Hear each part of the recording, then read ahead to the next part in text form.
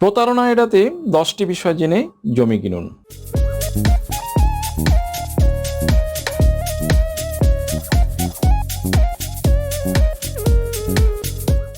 একই সম্পত্তি ভিন্ন ভিন্ন দলিলে কয়েকবার বিক্রি হচ্ছে। কোনো সময় ভিন্ন লোককে বিক্রেতা সাজিয়ে প্রতারণামূলক দলিল রেজিস্ট্রেশন হচ্ছে, অথবা জমির কাগজপত্র সব ঠিক, মালিকানা সত্ত্ব ঠিক, বাট জমির দখল বুঝিয়ে দেওয়া হয়েছে অন্যটা। দ্যাট মিন্স অন্য দাগের জমিকে সেই দাগের জমির বলে বুঝিয়ে দেওয়া হয়েছে। আইনের ফাঁকফোকর ও দুর্বলতার সুযোগে প্রতারণা একদিকে যেমন ভূমির ক্রেতাকে ঠকাচ্ছে, তেমনি বিক্রেতাকেও। একদিকে জাল দলিল মারফত দায়বদ্ধ ও কণ্টকাকীর্ণ জমিকে তারা নির্দয়ী নিষ্কণ্টক বানিয়ে ফেলছে, তেমনি কতিপয় ক্ষেত্রে নিষ্কণ্টক ও নির্দয়ী জমিকে তার কণ্টকাকীর্ণ করে তুলছে। ভূমির মালিকানা সম্পর্কে সুনিশ্চিত হওয়া অনেক কঠিন ব্যাপার বটে। ভূমি ক্রেতাগণ মুন্সিমোহরি ও দালালের শরণাপন্ন কিংবা খপ্পরে পড়ে নিজের সর্বনাশ করছেন। এমন উদাহরণ অনেক। ভেজাল জমি কিনে একদিকে যেমন সারা জীবনের সঞ্চয় হারাতে হয়, তেমনি মামলা মোকদ্দমার সাথে সংযুক্ত হতে হয়। এজন্য জমি ক্রয়ের ক্ষেত্রে ক্রেতারা যে 10টি বিষয়ের উপর জোর দিতে পারেন তা বিস্তারিতভাবে আপনাদের সামনে তুলে ধরছি।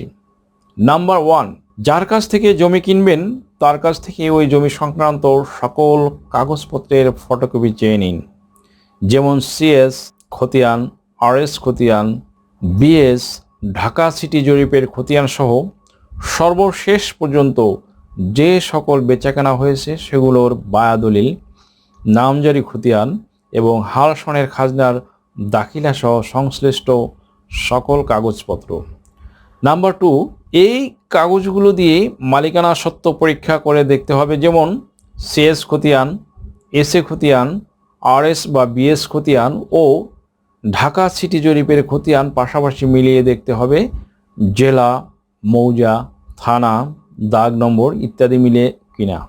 যদি না মিলে তবে ওই মৌজার সিএস নকশা, আরএস, বিএস ও ঢাকা সিটি জরিপের নকশা জোগাড় করে তাদের তুলনা করে দেখতে হবে বিএস দাগ ভেঙে কয়টি আরএস দাগ বা সিটি জরিপের দাগ সৃষ্টি হয়েছে এবং সেগুলো কি কি।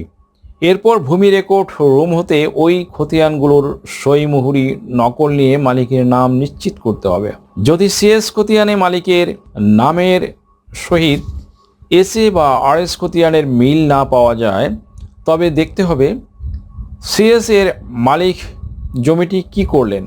তিনি যদি বিক্রি, দান, হেবা ও এওয়াজ বা কোনোরূপ হস্তান্তর করে থাকেন তবে সাব রেজিস্ট্রি অফিসে গিয়ে তল্লাশি দিতে হবে এবং হস্তান্তর দলিলের সই মুহুরি নকল বের করতে হবে।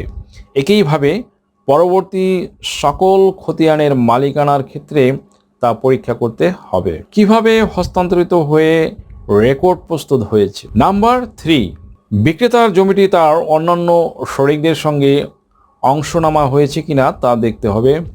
বিক্রেতা যদি বলেন যে আপোষ মূল্যে বন্টন হয়েছে কিন্তু না রেজিস্ট্রি হয়নি, তেমনি ফয়েজ অনুযায়ী বিক্রেতা যেটুকু অংশের দাবিদার শুধু সেটুকু কিনাই নিরাপদ হবে।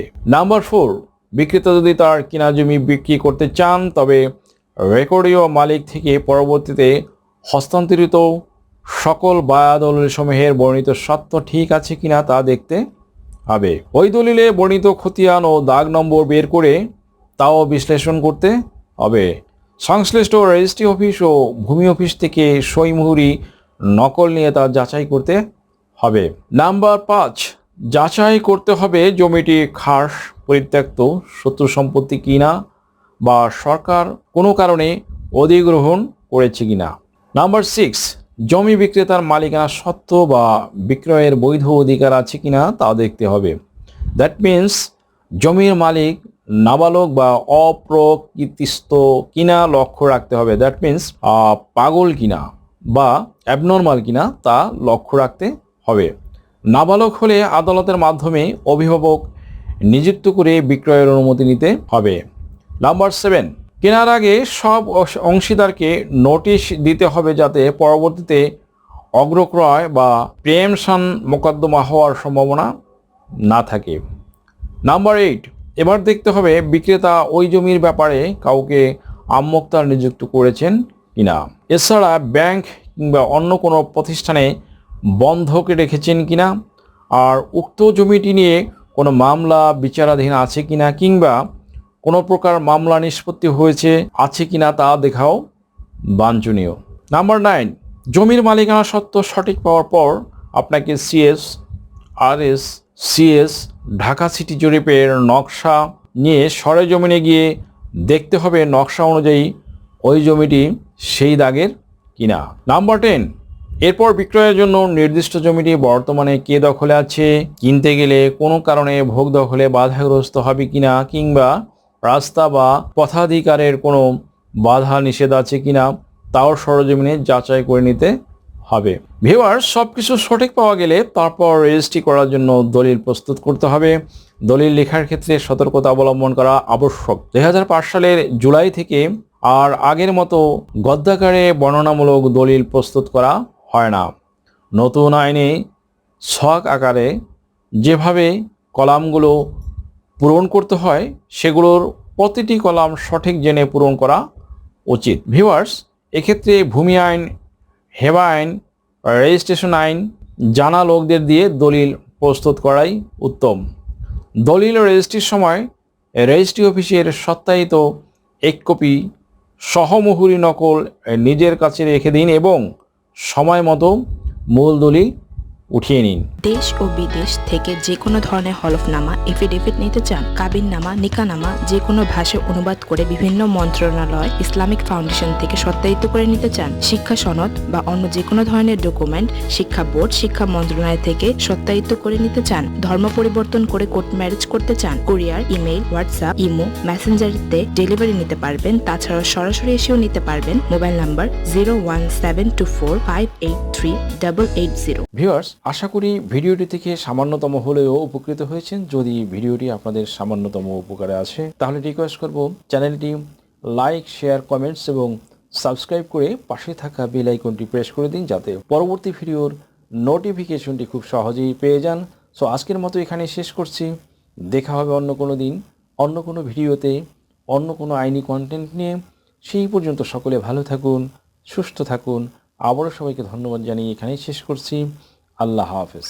দেশ ও বিদেশ থেকে যে কোনো ধরনের হলফনামা, এফিডেভিট নিতে চান, কাবিননামা, নিকানামা যে কোনো ভাষায় অনুবাদ করে বিভিন্ন মন্ত্রণালয়, ইসলামিক ফাউন্ডেশন থেকে সত্যায়িত করে নিতে চান, শিক্ষা সনদ বা অন্য যে কোনো ধরনের ডকুমেন্ট শিক্ষা বোর্ড, শিক্ষা মন্ত্রণালয় থেকে সত্যায়িত করে নিতে চান, ধর্ম পরিবর্তন করে কোর্ট ম্যারেজ করতে চান, কুরিয়ার, ইমেইল, হোয়াটসঅ্যাপ, ইমো, মেসেঞ্জারিতে ডেলিভারি নিতে পারবেন। তাছাড়াও সরাসরি এসেও নিতে পারবেন। Mobile number 01724583880।